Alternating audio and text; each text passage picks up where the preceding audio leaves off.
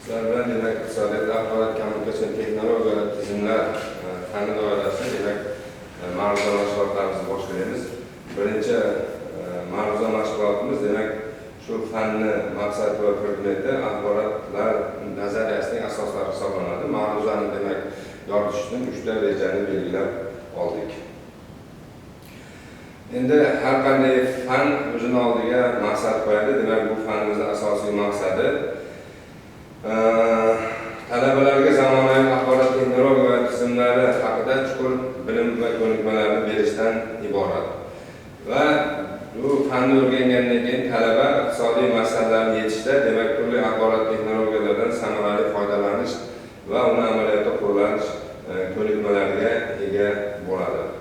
Fanning vazifasi demak 3 qismga bo'lib oldik. Axborot tizimlari asoslari, ya'ni iqtisodiy axborot tizimlari ularning tuzilishi haqidagi fundamental bilimlarni demak shakllantirishdan iborat.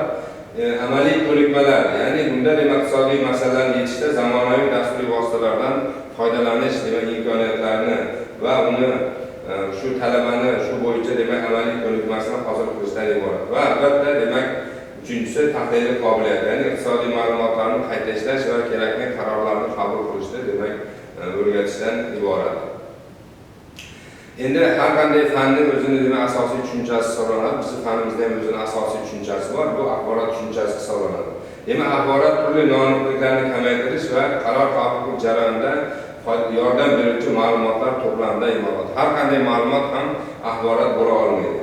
Iqtisodiyotda axborot resurs sifatida foydalaniladi. Demak, o'sha biz bilgan tabiiy yoki moliyaviy resurslarga o'xshash, demak, axborot ham resurs hisoblanadi va bu iqtisodiy axborot juda qimmat resurslardan biri. Demak, bu iqtisodiy axborotimiz quyidagi xususiyatlarga ega bo'lishi kerak: qayta ishlash mumkinligi, saqlash va uzatish mumkinligi va to'planish va tizimlashtirish imkoniyati va albatta qiymatga ega bo'lishi kerak. Axborot nazariyasi o'zining asosi bor. Demak, axborot nazariyasini Claude Shannon tomonidan ishlab chiqilgan axborot nazariyasi hisoblanadi. Demak, bu yerda albatta miqdoriy o'lchovlari va uzatish jarayonlarni o'rganish hisoblanadi. Va axborot entropiyasi degan tushuncha bor. Bu tushuncha tizimning tartibli darajasini o'lchaydigan tushuncha hisoblanadi. Demak, albatta axborot qabul qilinganda demak bu entropiya bir muncha demak kamayishga ega bo'ladi. Va demak albatta bu turli axborotlarni saqlash, uzatish uchun albatta axborot kodlanishi zarur bo'ladi. Demak, bizni demak o'sha axborotlar ham demak kompyuterda demak o'qilishini, ya'ni bu axborotlarni to'plash, qayta ishlash imkoniyati bo'lishini albatta axborot demak kodlanadi. Endi axborotning turlari mavjud. Demak, matnli axborot bo'lishi mumkin, multimediali bo'lishi mumkin, demak raqamli axborot yoki grafik axborot bo'lishi mumkin. Demak, endi buni turli hayotimizda, kundalik hayotimizda ham foydalanamiz. Demak, turli matnli axborot deganda shu turli hujjatlar, hisobotlar, turli yozishmalar bo'lishi mumkin. Multimedia axborotlarga demak audio, video axborotlar bo'lishi mumkin. Raqamli axborotlarga turli demak statistik ma'lumotlar va bu raqam tartiblangan hisobot shaklida bo'lishi mumkin va grafik axborotlardan foydalanib bu turli rasmlar, grafiklardan iborat bo'lishi mumkin. Endi axborot albatta o'zining xususiyatlari mavjud. Ya'ni demak axborotimiz demak dolzarb bo'lishi kerak, bu demak ishonchli bo'lishi va to'liq bo'lishi kerak. Chunki axborot ma'lum bir vaqt o'tgandan keyin u axborot o'zini qiymatini yo'qotib qo'yishi mumkin. Shuning uchun albatta axborot dolzarb bo'lishi kerak. Demak, bu yerda o'z qiymatini demak yo'qotmagan bo'lishi kerak. Agar bu dolzarblikni yo'qotadigan bo'lsa, noto'g'ri qaror qabul qilishga olib kelishi mumkin. Va albatta axborotimiz ishonchli bo'lishi kerak, ya'ni ishonchli manbalardan olingan bo'lishi kerak va to'liq iqtisodiy jarayonni yoki hodisani demak aks ettirish kerak va u qaror qabul qilishda muhim bo'lishi kerak. Keyin axborotimiz to'liq bo'lishi kerak. Axborot to'liq bo'lmaydigan bo'lsa, demak uni qayta ishlash imkoniyati demak kamayadi.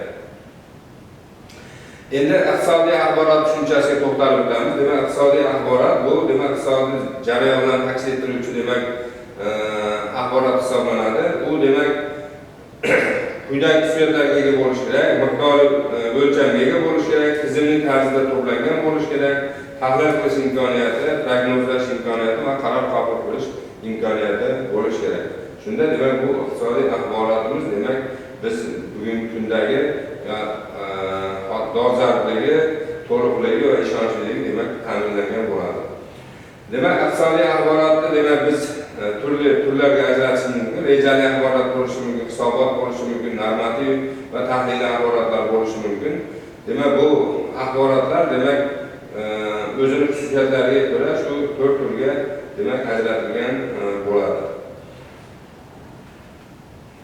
Demak bu yerda endi axborot tizimi tushunchasiga to'xtalib o'tamiz. Demak axborot tizimi axborotlarni yig'ish, saqlash, qayta ishlash va uzatish uchun mo'ljallangan texnik, dasturiy va demak tashkiliy vositalar majmuasi hisoblanadi. Bu demak har qanday korxonada demak o'zining axborot tizimiga ega bo'ladi. Demak bu axborot tizimi ma'lumotlarni to'plash va saqlash, ma'lumotlarni qayta ishlash, qaror qabul qilishni demak qo'llab-quvvatlashi zarur bo'ladi. Bugungi kunda juda ko'p korxonalarda demak o'z axborot tizimlari yaratilgan. Bu axborot tizimlarini demak soliq tizimida, bank tizimida yoki mana o'zimizda ta'lim jarayonlarida ham foydalanamiz. Demak har qanday demak tashkilot o'zining axborot tizimiga ega bo'ladi. Endi axborot tizimi strategik, taktik, operatsion turlarga demak bo'linadi. Bu operatsion degani demak kundalik da foydalaniladigan demak operatsiyalar majmuasi hisoblanadi. Taktik demak bu o'rta muddatga mo'ljallangan demak tizim va uzoq muddatli ko'zlaydigan demak uzoq muddatli qarorlarni qo'llab-quvvatlashga ega bo'ladigan demak strategik axborot tizimlari mavjud. Demak axborot tizimlarini qo'llash sohalarini ko'paytirib, buxgalteriya hisob tizimlari, moliyaviy boshqaruv tizimlari, marketing axborot tizimlari, ishlab chiqarishni boshqarish tizimlari, kadrlarni boshqarish tizimlari yoki logistik axborot tizimlari bo'lishi mumkin. Bu axborot tizimlari demak iqtisodiyotda juda muhim hisoblanadi. Demak axborot kommunikatsion texnologiyalari degan tushunchamiz bor. Demak axborot kommunikatsion texnologiyalar bu axborotlarni yig'ish, uzatish, saqlash uchun foydalaniladigan turli demak usullar, vositalar va texnologiyalarni o'z ichiga oladi. Bugungi kunda demak bu axborot kommunikatsion texnologiyalar kundan kunga demak rivojlanib boryapti. Endi iqtisodiyotda mana shu axborot kommunikatsion texnologiyalaridan foydalanish demak nima beradi? Bugungi kunda demak bu samaradorlikni 70% gacha oshirishi mumkin, xarajatlarni 40% kamaytirish mumkin, qaror qabul qilish tezligi demak 3 baravargacha demak oshishi mumkin. Bu yerda demak hozirgi kunda demak bu axborot kommunikatsion texnologiyalari kundan kunga rivojlanib, uni demak yo'nalishlari ham, sohalari ham demak kengayib boryapti. Endi biz mana shu fanni o'rganish natijasida qanaqa natijalar kelishimiz mumkin? Demak, nazariy bilimlarni, amaliy ko'nikmalar, tahlil qobiliyati, amaliy qo'llash demak natijalarga erishishimiz mumkin. Ya'ni biz demak axborot tizimlari va texnologiyalar to'g'risida demak fanni o'rganganimizda uni nazariy asoslarini to'liq o'zlashtirib olamiz. Va buni demak iqtisodiy masalalarni yechishda o'sha zamonaviy dasturiy vositalarni qo'llash ko'nikmalariga ega bo'lamiz. Va albatta demak iqtisodiy axborotlarni qayta ishlab va tahlil qilib, u kerakli demak natijalarga demak erishishni metodlarini o'zlashtirishimiz mumkin bo'ladi. Amaliy qo'llash demak bugungi kunda raqamli iqtisodiyotda demak asosiy demak bu hisoblanadi.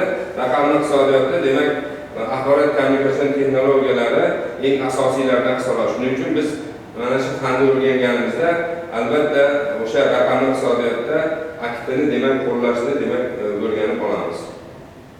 Endi bugungi mavzuyimizni demak oxirida sizlarga demak mana bu nazorat savollarini